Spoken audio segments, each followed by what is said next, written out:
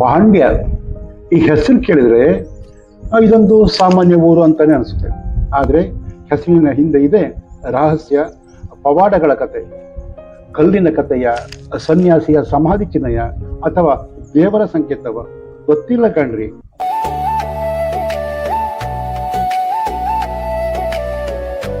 ಬಾಂಡ್ಯ ಅಂದ್ರೇನೆ ಬಂಡೆ. ಊರಿನ ಇತಿಹಾಸ ನೋಡಿದ್ರೆ ಇದು ಕೇವಲ ಹೆಸರು ಅಲ್ಲ, ಒಂದು ಆಧ್ಯಾತ್ಮಿಕ ಗುರುತು.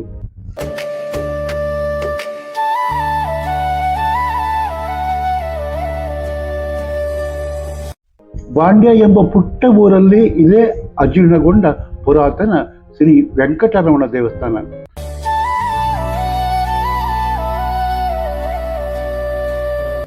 ಸ್ನೇಹಿತರೆ ನಮಸ್ಕಾರ, ನಾನು ಶ್ರೀಪತಿ ಹೆಗಡೆ ಹಕ್ಕಲಾಡಿ. ನನ್ನೆಲ್ಲ ಮೀಡಿಯಾ ಫೋಕಸ್ ವೀಕ್ಷಕ ಮಿತ್ರರಿಗೆ ಸ್ವಾಗತ.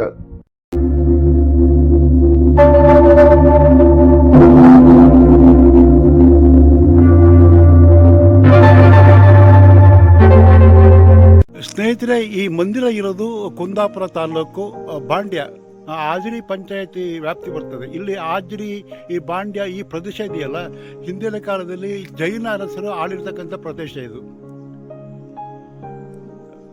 ಬಹಳ ಪುರಾತನ ದೇವಸ್ಥಾನ ಇದು. ಈ ದೇವಸ್ಥಾನ ಇದೆಯಲ್ಲ, ಈ ದೇವಸ್ಥಾನ ಜೀರ್ಣಾವಸ್ಥೆ ಬಂದ ನಂತರ ಇಲ್ಲಿಯ ಪರಿಸರದ ಜನರು ಎಲ್ಲ ಸೇರಿ, ಭಕ್ತರು ಸೇರಿ ಏನು ಸಮಸ್ಯೆ ಅಂತೇಳಿ ಆರೂಢ ಪ್ರಶ್ನೆಯನ್ನು ಇಟ್ಟಾಗ ಹುಟ್ಟಿಕೋ ಕಥೆ ಆಗಿದೆ. ಇಲ್ಲಿ ದೇವಸ್ಥಾನ ಇತ್ತು. ಈ ದೇವಸ್ಥಾನವನ್ನು ಅನಾದಿ ಕಾಲದಿಂದಲೂ GSP ಸಮಾಜ ಅಂದರೆ ಗೌಡ ಸಾರಸ್ವತ ಸಮಾಜ ನಂಬ್ಕೊಂಡ್ಬರ್ತಾ ಇತ್ತು ಅಂತ. ಇವಾಗ ಆರೂಢ ಪ್ರಶ್ನೆ ನಂತರ ಸಿಕ್ಕಿರುವ ಉತ್ತರಗಳ ಮುಖಾಂತರ ಈ ದೇವಸ್ಥಾನವನ್ನು ಜೀರ್ಣೋದ್ಧಾರ ಮಾಡಬೇಕು ಅಂತಲೂ, ಹಾಗೆ ಜೊತೆಗೆ ಆರೂಢ ಪ್ರಶ್ನೆಯಲ್ಲಿ ಇಲ್ಲಿ ಸನ್ಯಾಸಿಯ ಸಮಾಧಿ ಇತ್ತು, ಮತ್ತು ಆಂಜನೇಯನ ದೇವಸ್ಥಾನ ಇತ್ತು ಹೇಳ್ತಕ್ಕಂಥ ಸಹಿತ ಬಂದಿದೆ. ಆದರೆ ಹುಡುಕಾಟ ಮಾಡಿದಾಗ ಹೊಳೆಯಲ್ಲಿ ಆಂಜನೇಯನ ಕೆತ್ತನೆ ಇರುವ ಶಿಲೆ ಸಹಿತ ಸಿಕ್ಕಿದೆ. ಇದು ವಿಶೇಷ. ಬಹಳ ವರ್ಷಗಳ ನಂತರ ಕಣ್ಮರೆಯಾಗಿರುವ ಒಂದು ಆಂಜನೇಯನ ಕೆತ್ತನೆ ಇರುವ ಬಂಡೆ ಇಲ್ಲಿ ಸಿಗ್ತದೆ ನೋಡಿ. ಇದು ದೇವಸ್ಥಾನದ ಹಿಂದಿರುವ ಪರಿಸರ. ಅಚ್ಚ ಸುತ್ತ ಕಾಡಿದೆ, ಹಸಿರಿನ ನಡುವೆ ಈ ದೇವಸ್ಥಾನ ಇದೆ. ಈ ನಂಬಿದರು ಬಿಟ್ಟು ಹೋಗಿ ಬಹಳ ವರ್ಷಗಳಾಯಿತು. ಆದರೂ ಸಹಿತ ಆರೂಢ ಪ್ರಶ್ನೆ ನಂತರ ಆ ಮೂಲವನ್ನು ಸಹಿತ ಇಲ್ಲಿ ಪತ್ತೆಯಾಗಿದೆ. ಮೂಲದವರು ಸಹಿತ ಬಂದಿದ್ದಾರೆ. ಇದು ದೇವಸ್ಥಾನಗಳು, ದೇವರು ಇಲ್ಲ ಅಂತ ಹೇಳೋರಿಗೆ ಕೊಡುವ ಉತ್ತರ ಇದು.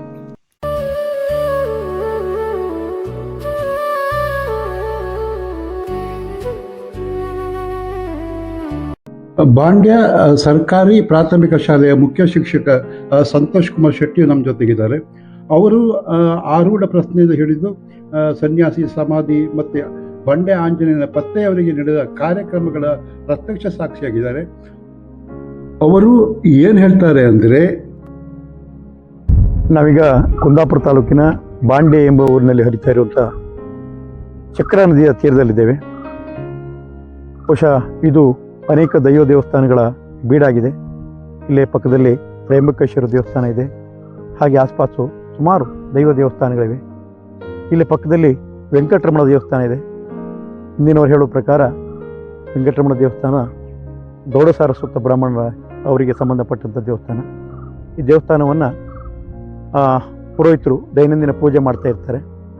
ಬಹುಶಃ ದೇವಸ್ಥಾನ ಭಾಳ ಜೀರ್ಣಾವಸ್ಥೆಯಲ್ಲಿ ಇರುವುದರಿಂದ ಅರ್ಚಕರು, ಊರ ಪ್ರಮುಖರಾದಂಥ ಬಾಂಡ್ಯ ಸುಭಾಷ್ ಚಂದ್ರ ಶೆಟ್ಟಿ ಅವರನ್ನು ಭಾಳ ಕಷ್ಟದಲ್ಲಿದೆ, ಏನು ಮಾಡೋದು ಅಂತ ಕೇಳ್ಕೊಂಡಾಗ ಒಂದು ಆರೂಢ ಪ್ರಶ್ನೆ ಹಾಕುವ ಅಂತೇಳಿ ಕೇಳ್ಕೊಂಡ ಮೇರೆಗೆ ಆರೂಢ ಪ್ರಶ್ನೆ ಇರ್ತಾರೆ. ಆರೂಢ ಪ್ರಶ್ನೆ ತಿಳಿಯಲ್ಪಟ್ಟ ವಿಚಾರ ಏನಂದರೆ, ಈ ದೇವಸ್ಥಾನಕ್ಕೆ ಭಾಳ ಪುರಾತನವಾದಂಥ ಇತಿಹಾಸ ಇದೆ. ಆ ದೇವಸ್ಥಾನವನ್ನು ಒಬ್ಬರು ಸನ್ಯಾಸಿ ಪೂಜೆ ಮಾಡ್ತಾಯಿದ್ರು. ಆ ಸನ್ಯಾಸಿಯ ಸಮಾಧಿ ಕೂಡ ಇಲ್ಲಿ ಪಕ್ಕದಲ್ಲೇ ಇದೆ, ಚಕ್ರ ನದಿಯ ತೀರದಲ್ಲಿದೆ. ಹಾಗೆ ಸನ್ಯಾಸಿಯಿಂದ ಬಂಡೆ ಆಂಜನೇಯ ಎನ್ನುವಂಥ ಒಂದು ಜಾಗದಲ್ಲಿ ಬಂಡೆ ಮೇಲೆ ಆಂಜನೇಯನ ಒಂದು ಈ ಮೂರ್ತಿ ಕೆತ್ತಲ್ಪಟ್ಟಿದೆ. ಆ ಆಂಜನೇಯನ ಪರಮ ಭಕ್ತನಾದಂಥ ಸನ್ಯಾಸಿಯವರು ದಿನ ಆಂಜನೇಯನ ಪೂಜೆ ಮಾಡ್ತಾಯಿದ್ರು. ಜೊತೆಗೆ ವೆಂಕಟರಮಣ ದೇವಸ್ಥಾನದಲ್ಲಿ ಪೂಜೆಯನ್ನು ಸಲ್ಲಿಸ್ತಾ ಇದ್ದರು. ಪರಮ ಭಕ್ತರಾಗಿದ್ದಂಥ ಸನ್ಯಾಸಿ ಇದೇ ನದಿಯ ತೀರದಲ್ಲಿ ಪೂಜೆ ಮಾಡ್ಕೊಂಡಿದ್ದವರು ಕೊನೆಯುಸಿರಲಿದ್ದಾರೆ. ಆಗ ಅವರಿಗೆ ಇಲ್ಲೇ ಸಮಾಧಿ ಮಾಡಿ, ಸಮಾಧಿಯ ಮೇಲೆ ಒಂದು ತುಳಸಿ ಕಟ್ಟೆಯನ್ನು ಮಾಡ್ತಾರೆ. ಅಲ್ಲೇ ಸಮೀಪದಲ್ಲಿದ್ದೆ ಹುಡುಕಿ ಅಂತೇಳಿ ಹೇಳ್ತಾರೆ. ಅದರ ಪಕ್ಕದಲ್ಲಿ ಒಂದು ದೊಡ್ಡ ಶಿವನ ದೇವಸ್ಥಾನ ಇದೆ ಅಂತೇಳಿ ಕೂಡ ಹೇಳ್ತಾರೆ. ಎಲ್ಲೂ ಹುಡುಕಿದ್ರು ಕೂಡ ಸಿಗ್ತಾ ಇಲ್ಲ. ಕೊನೆಗೆ ಹೊಳೆಯ ಸಮೀಪದಲ್ಲಿ ತೀರದಲ್ಲಿ ಇದ್ದಂಥ ಬೆದರುಮಟ್ಟಿಯನ್ನೆಲ್ಲ ಅಗೆದು ನೋಡುವಾಗ ಹುಡುಕಾಟ ನಡೆಸಿದಾಗ ಆ ಸಮಾಧಿಯ ಒಂದು ಸಣ್ಣ ಭಾಗ ಮಾತ್ರ ಕಾಣ್ತದೆ. ಆಗ ಕೈಯಲ್ಲೇ ಹರಡಿ ಸಮಾಧಿಯನ್ನು ಪೂರ್ಣವಾಗಿ ಬಿಡಿಸ್ತಾರೆ. ಸಮಾಧಿಯ ತುಳಸಿ ಕಟ್ಟಿಯ ಭಾಗ ಬಹುಶಃ ನಿಮಗೆಲ್ಲ ಈಗಾಗಲೇ ತೋರಿಸಿದ್ದಾರೆ. ಅದರಡಿ ಸನ್ಯಾಸಿಯ ಸಮಾಧಿ ಇದೆ ಅಂತೇಳಿ ಹೇಳ್ತಾರೆ. ಸನ್ಯಾಸಿಯ ಸಮಾಧಿಯ ಎದುರುಗಡೆಯೇ ಆಂಜನೇಯನ ಬಂಡೆ ಇದೆ. ಬಂಡೆಯಲ್ಲಿ ಆಂಜನೇಯನ ಮೂರ್ತಿಯನ್ನು ಕೆತ್ತಿಸಿದ್ದಾರೆ. ಭಾಳ ಪುರಾತನವಾದಂಥದ್ದು.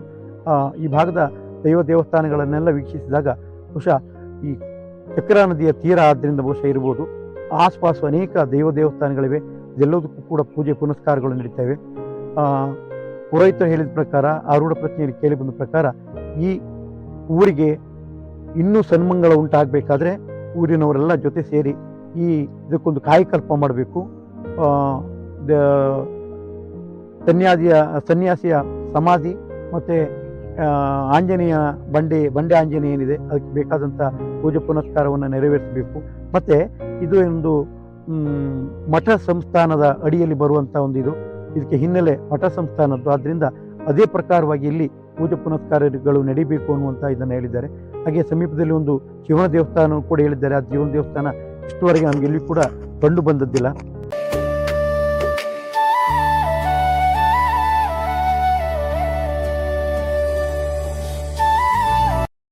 ಇದು ವೆಂಕಟರಮಣ ದೇವಸ್ಥಾನಕ್ಕೆ ಸಂಬಂಧಪಟ್ಟಿರುವ ಆಂಜನೇಯ.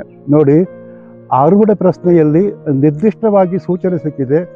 ಇಲ್ಲಿ ಹೊಳೆಯದಲ್ಲಿ ಆಂಜನೇಯನ ಬಂಡೆ ಇದೆ, ಅದಕ್ಕೆ ಬಂಡೆ ಆಂಜನೇಯ ಅಂತ ಹೆಸರಿದೆ ಅಂತ ಹೇಳ್ತಕ್ಕಂಥದ್ದನ್ನು. ಆದರೆ ತುಂಬ ಹುಡುಕಾಡಿದ ನಂತರ, ಮಳೆಗಾಲದಲ್ಲಿ ಅಂತಂದರೆ ಹುಡುಕಾಟ ಮಾಡಲಿಕ್ಕೆ ಆಗೋದಿಲ್ಲ. ಇಲ್ಲಿ ಹೊಳೆ ತುಂಬಿ ಹರಿಯೋದಕ್ಕೋಸ್ಕರ ಹುಡುಕಾಟ ಮಾಡಲಿಕ್ಕೆ ಆಗೋದಿಲ್ಲ.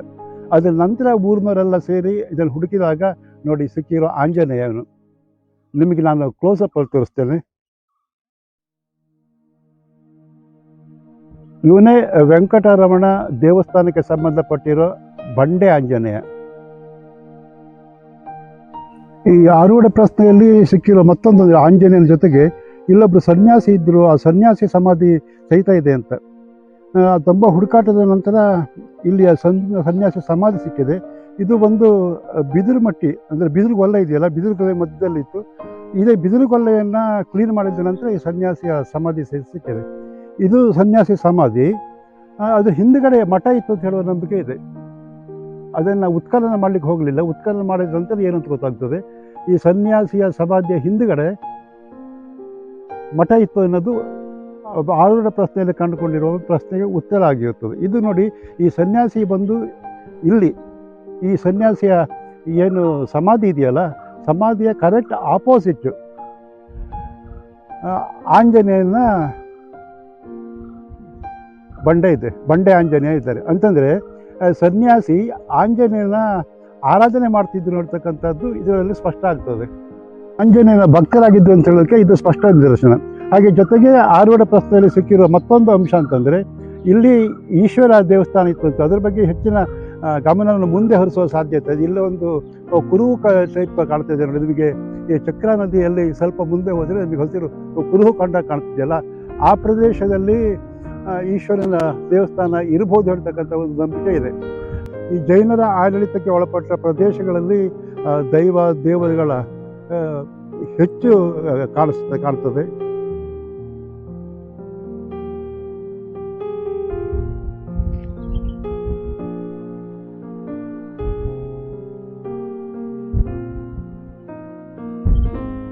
ಎಂಥ ಸುಂದರವಾದ ಕೆತ್ತನೆ ಆಂಜನೇಯ ಶಿಲ್ಪ ಇದು. ಇಲ್ಲಿ ವೆಂಕಟರಮಣ ದೇವಸ್ಥಾನದ ಆರೂಢ ಪ್ರಶ್ನೆಯಿಂದ ಹಿಡಿದು ಆಂಜನೇಯನ ಬಂಡೆ, ಸನ್ಯಾಸಿಯ ಸಮಾಧಿ ಎಲ್ಲವುದರ ಹಿಂದಿನ ಪರಿಶ್ರಮದಲ್ಲಿ ಕುಂದಾಪುರ ಗುರುಕುಲ ಪಬ್ಲಿಕ್ ಸ್ಕೂಲ್ ಬಾಂಡ್ಯ ಎಜುಕೇಷನ್ ಟ್ರಸ್ಟ್ ಕಾರ್ಯನಿರ್ವಾಹಕ ನಿರ್ದೇಶಕ ಸುಭಾಷ್ ಶೆಟ್ಟಿ ಬಾಂಡ್ಯ ಇದ್ದಾರೆ. ಅವರ ಅಭಿಪ್ರಾಯ ಅಂದರೆ, ಕಳೆದ 16 ವರ್ಷಗಳಿಂದ ಒಂದು ವೆಂಕಟರಮಣ ದೇವಸ್ಥಾನ ಅಜೀರ್ಣಾವಸ್ಥೆಯಲ್ಲಿರುವುದನ್ನು ಈ ಸ್ಥಳೀಯರು ಹಾಗೂ ನಾನು ಈ ಸ್ಥಳಕ್ಕೆ ಸಂಬಂಧಪಟ್ಟನಾಗಿದ್ದರಿಂದ ಮತ್ತು ಪುರೋಹಿತರು ಅಲ್ಲಿ ದೇವಸ್ಥಾನ ಅಜೀರ್ಣ ಇರುವುದರಿಂದ ಪೂಜೆ ಪುರಸ್ಕಾರಕ್ಕೆ ತೊಂದರೆ ಆಗ್ತಂದಾಗ ಪ್ರಶ್ನೆ ಚಿಂತನೆ ಮಾಡಬೇಕನ್ನೋದು ನಾವು ಊರಿನವರೆಲ್ಲ ಸೇರಿಕೊಂಡು ಒಂದು ವಿಚಾರ ಮಾಡಿ, ಅದೇ ಪ್ರಕಾರ ದೊಡ್ಡ ವಾಸುದೇವ ಜೋಯಿಸರನ್ನು ಕರೆದು ಒಂದು ಪ್ರಶ್ನೆ ಇಟ್ಟಾಗ ಕೆಲವು ಆಶ್ಚರ್ಯಕರವಾದ ಕೆಲವು ಬೆಳವಣಿಗೆಗಳನ್ನು ಕಂಡುಬಂತು. ವೆಂಕಟರಮಣನನ್ನು ಆರಾಧನೆ ಮಾಡ್ಕೊಂಡು ಬಂದವರು ಪೂರ್ವಿಕರು ನಾವಲ್ಲ, ಅದು ಗೌಡ ಸರಸ್ವತ ಕುಟುಂಬದವರು ಅಂತ ಹೇಳಿದರು. ಬಟ್ ನಾವು ಆವಾಗ ತಿಳಿದಾಗ ಗೌಡ ಸರಸ್ವತ ಕುಟುಂಬದವರು ಯಾರು ಇಲ್ಲಿಲ್ಲ. ನೂರಾರು ವರ್ಷಗಳ ಹಿಂದೆ ಅವರೆಲ್ಲ ಇಲ್ಲಿಂದ ವಲಸೆ ಹೋಗಿದ್ದಾರೆ ಅನ್ನೋದು ಒಂದು ಇದೆ. ಹಾಗೆ ಇಲ್ಲೊಂದು ಆಂಜನೇಯ ಇದೆ ಅಂತ ಹೇಳಿದರು. ಅದು ಸ್ವಲ್ಪ ಗೊಂದಲ ಆಯಿತು. ಚಕ್ರ ನದಿ ಇದು ಚಕ್ರ ನದಿ ದಡದಲ್ಲಿದ್ದೇವೆ. ಚಕ್ರ ನದಿ ದಡದಲ್ಲಿ ಆಂಜನೇಯ, ಬಂಡೆ ಆಂಜನೇಯ ಅಂತ ಹೇಳಿದರು. ಅದನ್ನು ಹುಡ್ಕೊಂಡು ಬಂದಾಗ ಒಂದು ಕಾಡು ಮಧ್ಯದಲ್ಲಿ, ಕಾಡು ಅಂದರೆ ಬೆದರು ಮಟ್ಟೆಗಳ ಇರುವಂಥ ಸ್ಥಳದಲ್ಲಿ ಇತ್ತು. ಅದನ್ನೊಂದು ನೋಡಿದೆ. ಆಮೇಲೆ ಒಂದು ಸನ್ಯಾಸಿ ಸಮಾಧಿ ಇದೆ ಅಂತ ಹೇಳಿದರು. ಅದನ್ನು ಸಹ ನಾವು ಇಲ್ಲಿ ಊರಿನವರಿಗೆ ಕೇಳಿದಾಗ ಅದು ನೂರಾರು ವರ್ಷದಿಂದ ಮಣ್ಣಿನಲ್ಲಿ ಮಿಲ್ಲಿನಾಗಿ ಹೋಗಿದ್ದರಿಂದ ಅದು ಯಾವುದೂ ಕುರು ಇರಲಿಲ್ಲ. ಹಾಗೆ ಹುಡ್ಕೊಂಡು ಹೋದಾಗ ಅಲ್ಲಿ ಒಂದು ತುಳಸಿ ಕಟ್ಟೆ, ಈಗ ತಮ್ಮ ಮುಂದೆ ಇದೆ, ತುಳಸಿ ಕಟ್ಟೆ ಇದೆ. ಅದರ ಅಡಿಗಡಲ್ಲಿ ಸನ್ಯಾಸಿ ಸಮಾಧಿ ಇದೆ ಅಂತ ಹೇಳೋದು ಗೋಚರವಾಯಿತು. ಇದೆಲ್ಲ ಒಂದು ಇದರಿಂದ ಗೋಚರ ಆದ ವಿಷಯ. ಇದು ತುಂಬ ಕಾರಣಿಕವಾದ ಸ್ಥಳ ಅನ್ನೋದು ಈ ಪ್ರಶ್ನೆ ಚಿಂತನೆ ಮಾಡಿದಾಗ ನಮಗೆ ತಿಳುವಳಿಕೆ ಬಂದಿರುತ್ತದೆ. ಇನ್ನೂ ಕೆಲವು ವಿಷಯಗಳನ್ನು ಹೇಳಿದರು ಅವರು. ಇಲ್ಲೊಂದು ಮಠ ಇತ್ತು, ಮಠ ಸಂಪ್ರದಾಯದಿಂದ ವೆಂಕಟರಮಣ ಪೂಜೆ ಆಗ್ತಿತ್ತು ಅಂತ ಹೇಳಿದರು. ಹಾಗೆಯೇ ಈಶ್ವರ ದೇವಸ್ಥಾನ ಒಂದು ಕುದುರಲ್ಲಿದೆ ಅಂತ ಹೇಳಿದರು. ಅದನ್ನು ಈಗ ನಾವು ಅದರ ಬಗ್ಗೆ ಹೋಗಿಲ್ಲ. ಯಾಕೆಂದರೆ ಒಂದು ವೆಂಕಟರಮಣನನ್ನು ಜೀರ್ಣೋದ್ಧಾರ ಮಾಡಿ ಈ ಸನ್ಯಾಸಿ ಸಮಾಧಿನೂ ಒಂದು ಅಭಿವೃದ್ಧಿಪಡಿಸಿ, ಆಂಜನೇಯನೊಂದು ಅಭಿವೃದ್ಧಿಪಡಿಸಿ ಇಲ್ಲಿ ಮುಂದೆ ನೋಡುವಂಥ ನಮ್ಮ ಒಂದು ಊರಿನವರದ್ದು ವಿಚಾರ. ಈ ಮಧ್ಯದಲ್ಲಿ ಅಕಸ್ಮಾತವಾಗಿ ಯಾವ ಕುಟುಂಬ ಅಂತ ಹೇಳಿದರೆ, ಆ ಕುಟುಂಬದರು ನಾನು ಎಲ್ಲೋ ಒಂದು ಕಾರ್ಯಕ್ರಮಕ್ಕೆ ಹೋದಾಗ ಅದರ ಹಿರಿಯರು ನನಗೆ ಅಲ್ಲಿ ಭೇಟಿ ಆಗ್ತಾರೆ. ಅವ್ರು ಹೇಳ್ತಾರೆ ನಾವು ಇದನ್ನು ನಂಬಿದವರು ಅಂತ ಹೇಳಿದ್ದಾರೆ. ಆ ನಂತರ ಅವರಿಗೂ ನಮಗೆ ಸಂಪರ್ಕ ಆಗ್ತದೆ. ಅವರು ಮುಂದಿನ ದಿನಗಳಲ್ಲಿ ಇದೆಲ್ಲದಕ್ಕೂ ಅಭಿವೃದ್ಧಿಗೆ ನಾವು ಕೈ ಜೋಡಿಸ್ತೇವೆ ಅಂತ ಹೇಳಿದ್ದಾರೆ.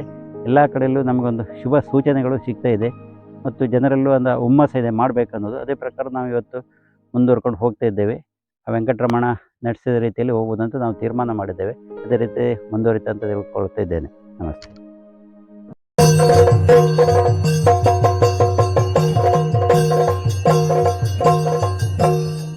ನೋಡಿ, ಇಲ್ಲೊಂದು ಚಪ್ಪಟೆಯ ಬಂಡೆ ಸಹಿತ ಇದೆ. ಈ ಆಂಜನೇಯ ಮೂರ್ತಿ ಎದುರುಗಡೆಗಿದೆ. ಇಲ್ಲಿ ನಿಂತು ಸ್ವಲ್ಪ ನೀರಿದ್ದು ಸಹಿತ ಪೂಜೆ ಮಾಡಲಿಕ್ಕೆ ಅನುಕೂಲ ಆಗ್ತದೆ. ಇದು ನೋಡಿ, ಎಲ್ಲ ರೀತಿಯಲ್ಲೂ ಸಹಿತ ಅನುಕೂಲಕರವಾಗಿ ಬಂಡೆಯನ್ನು ಆಯ್ಕೆ ಮಾಡಿಕೊಂಡು ಅಲ್ಲಿ ನೀರಿನಲ್ಲಿ ಇದ್ದರೂ ಸಹಿತ ಒಂದೊಮ್ಮೆ ಸ್ವಲ್ಪ ನೀರಿದ್ದರೂ ಪೂಜೆಗೆ ಸಮಸ್ಯೆ ಆಗಬಾರ್ದು ಅನ್ನೋಕ್ಕೋಸ್ಕರ ಇಲ್ಲಿ ನೋಡಿ ಪೀಠದ ಹಾಗೆ ಒಂದು ಕಲ್ಲು ಸಹಿತ ಇದೆ ಇಲ್ಲಿ. ಸ್ನೇಹಿತರೆ, ನೀವು ಇಲ್ಲಿ ನೋಡ್ತಾ ಇದ್ದೀರಲ್ಲ, ಇದು ಚಕ್ರಾ ನದಿ. ಚಕ್ರಾ ನದಿಗೂ ಸಹಿತ ಪೌರಾಣಿಕವಾದಂಥ ಹಿನ್ನೆಲೆ ಇದೆ.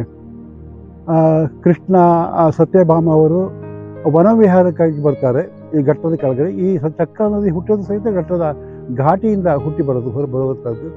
ಹೀಗೆ ವನವಿಹಾರಕ್ಕೆ ಬಂದಾಗ ಸತ್ಯಭಾಮಿಗೆ ಬಾಯಾರಿಕೆ ಆಗ್ತದೆ. ಕೃಷ್ಣನ ಹತ್ರ ನನಗೆ ತುಂಬ ಬಾಯಾರಿಕೆ ಆಗ್ತಾ ಇದೆ, ಏನು ಮಾಡಬೇಕು ಅಂತ ಕೇಳಿದಾಗ ಕೃಷ್ಣ ಪರಿಸರದಲ್ಲೆಲ್ಲ ಹುಡುಕ್ತಾನೆ. ಅದು ಎಲ್ಲೂ ಅವರಿಗೆ ನೀರು ಸಿಗೋದಿಲ್ಲ.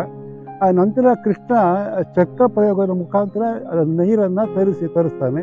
ಹಾಗಾಗಿ ಈ ನದಿಗೆ ಚಕ್ರಾ ನದಿ ಅಂತ ಹೇಳಿ ಹೆಸರು ಬರ್ತದೆ.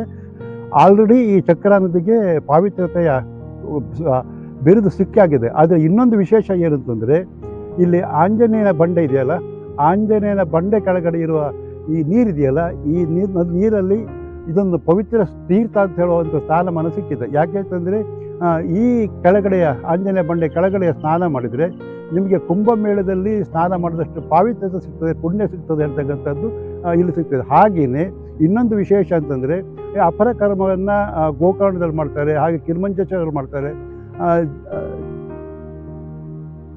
ಜಂಬು ನದಿಯಲ್ಲೂ ಸಹಿತ ಮಾಡ್ತಾರೆ, ಅಲ್ಲೂ ಸಹಿತ ದೇವಸ್ಥಾನ ಇದೆ. ಇಲ್ಲಿ ಅಪರ ಕರ್ಮಕ್ಕೂ ಸಹಿತ ಇದು ಪ್ರಾಶ್ನ ಸ್ಥಳ ಹೇಳ್ತಕ್ಕಂಥದ್ದು ಆರೂಢ ಪ್ರಶ್ನೆಯಲ್ಲಿ ಸಿಕ್ಕಿರುವ ಉತ್ತರ. ನೋಡಿ ಎಷ್ಟು ಪಾವಿತ್ರತೆಗಳು ಸಿಗ್ತದೆ. ಹಿಂದಿನ ಇತಿಹಾಸಗಳನ್ನು ಕೆದಕ್ತಾ ಹೋದಾಗ ಅದಕ್ಕೆ ಇರಬೇಕಂದ್ರೆ ಹೆಚ್ಚು ಪಕ್ಷ ಈ ಋಷಿ ಮೂಲ, ನದಿ ಮೂಲ, ಸಿರಿ ಮೂಲವನ್ನು ಹುಡುಕಬಾರ್ದು ಅಂತ ಹುಡುಕ್ತಾ ಹೋದಾಗ ಸಿಕ್ಕಿರ್ತಕ್ಕಂಥ ಉತ್ತರಗಳು ಇದು. ನೋಡಿ, ಇದು ಒಮ್ಮೆನೇ ಚಕ್ರ ನದಿಗೆ ಪಾವಿತ್ರತೆ ಇದ್ದರೂ ಸಹಿತ ಆಂಜನೇಯನ ಬಂಡೆ ನಂತರ ಮತ್ತೊಂದು ಪಾವಿತ್ರತೆ ಇದು ಸೇರಿಕೊಳ್ತದೆ.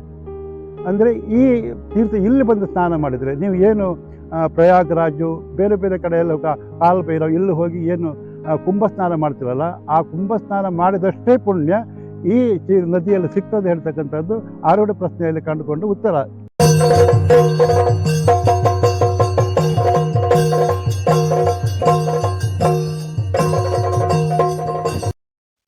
ಸ್ನೇಹಿತರೆ, ಈ ಹಸುಗಳ ಕತೆ ಹೇಳದೆ ಹೋದರೆ ಈ ವೆಂಕಟರಮಣ ದೇವಸ್ಥಾನದ ಸ್ಟೋರಿಯ ಪೂರ್ಣ. ದೇವಸ್ಥಾನದ ಇನ್ನೊಂದು ಅಚ್ಚರಿ ಅಂಶ ಅಂದರೆ ಪ್ರತಿದಿನ ದೇವಸ್ಥಾನದ ಬಾಗಿಲು ತೆರೆದ ಕೂಡಲೇ 2 ಹಸುಗಳು ಸೀದಾ ದೇವರ ಮುಂದೆ ಬರುತ್ತವೆ. ಒಂದು ಹಸು ಶಾಂತವಾಗಿ ದೇವರನ್ನು ನೋಡ್ತಾ ನಿಂತರೆ ಮತ್ತೊಂದು ಹಸು ದೇವಸ್ಥಾನಕ್ಕೆ ಪ್ರದಕ್ಷಿಣೆ ಹಾಕುತ್ತದೆ. ಒಮ್ಮೆ 2 ಬಾರಿ, ಕೆಲವೊಮ್ಮೆ 3 ಬಾರಿ ಪ್ರದಕ್ಷಿಣೆ ಮುಗಿದ ನಂತರ ಅವುಗಳು ಧ್ಯಾನಿಸುವ ರೀತಿಯಲ್ಲಿ ದೇವರ ಮುಂದೆ ನಿಂತಿರ್ತವೆ. ಅರ್ಚಕರು ಪ್ರಸಾದ ಕೊಟ್ಟ ನಂತರವೇ ಆ ಹಸುಗಳು ಅಲ್ಲಿಂದ ದೇವಸ್ಥಾನದಿಂದ ತೆರಳುತ್ತವೆ. ಇದು ಒಂದು ದಿನದ ಘಟನೆಯಲ್ಲ, ಸುಮಾರು ನಿರಂತರ 30 ವರ್ಷಗಳಿಂದ ನಡೆಯುತ್ತಿದೆ ಅಂತ ಸ್ಥಳೀಯರು ಹೇಳ್ತಾರೆ. ವೈದ್ಯಕೀಯ ಪ್ರಕಾರ ಹಸುವಿನ ಆಯಸ್ಸು 25 ವರ್ಷ, ಆದರೆ ಇಲ್ಲಿ 30 ವರ್ಷಗಳಿಂದ ಇದೇ ರೀತಿಯ ವರ್ತನೆ ನಿಜವಾಗಿಯೂ ಅಚ್ಚರಿಯ ವಿಷಯ. ಇದು ಕೇವಲ ಯತ್ಕೃತ್ಯಕ ಘಟನೆಯ ಅಥವಾ ದೇವರ ಶಕ್ತಿಯ ಒಂದು ನೇರ ಉದಾಹರಣೆಯ, ಸನ್ಯಾಸಿಯ ಸಮಾಧಿಯ, ಆಂಜನೇಯನ ಬಂಡೆಯ, ಹಸುಗಳ ವರ್ತನೆಯ, ಇವೆಲ್ಲವೂ ಒಂದು ಕಥೆಯಾಗಿ ಹೇಳ್ತಾ ಇದೆ. ಬಾಂಡ್ಯ ಕೇವಲ ಒಂದು ಊರಲ್ಲ, ಅದು ನಂಬಿಕೆ, ಅದು ಇತಿಹಾಸ ಮತ್ತು ಅದು ಇನ್ನೂ ಬಿಚ್ಚಿ ಬಿಡುವ ರಹಸ್ಯ. ಸ್ನೇಹಿತರೆ, ನಿಮಗೆ ಈ ವಿಡಿಯೋ ಇಷ್ಟವಾದರೆ ಮೀಡಿಯಾ ಫೋಕಸ್ ಚಾನಲ್ ಸಬ್ಸ್ಕ್ರೈಬ್ ಮಾಡಿ, ಲೈಕ್ ಹಾಗೂ ಶೇರ್ ಮಾಡೋದು ಮರಿಬೇಡಿ. ಮತ್ತೊಂದು ಹೊಸ ವಿಷಯದೊಟ್ಟಿಗೆ ನಿಮ್ಮ ಮುಂದೆ ಬರುತ್ತೇನೆ. ಅಲ್ಲಿಯ ತನಕ ನಮಸ್ಕಾರ. ಜೈ ಕರ್ನಾಟಕ, ಜೈ ಹಿಂದ್.